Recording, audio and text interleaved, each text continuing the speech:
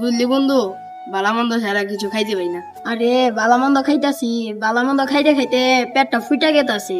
তো নাকি আমরা তো খাওয়া বংশের গোলা পাই না। হালার বাপটা দ্বারা লোকই আসিল, 1-150 গরু একবারই কোরবানি দিত।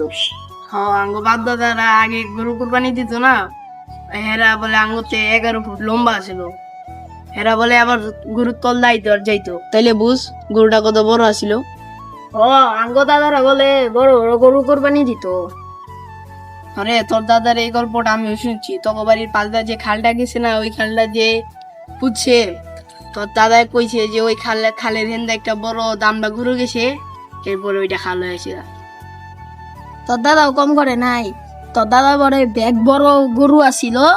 তোর দাদা বলে একদিন সকালে উঠা চিল্লান দিছে, তারপর বন্যা হয়ে গেছে। তা বলে জানো 88 বন্যা হয়েছে না, ওইটা বলে তোর দাদার গরুর লিগে হয়েছে। আঙ্গ দাদারা আগে বড় বড় গরু কুরবানি দিত না, ওই সময় বন্যার পানি জানোস কই গেছে? কই গেছে? কক্সবাজারে গেছে। আমি কক্সবাজারে গেছিলাম না, যা দেখি কক্সবাজারের পানি মুতমুত লাগে।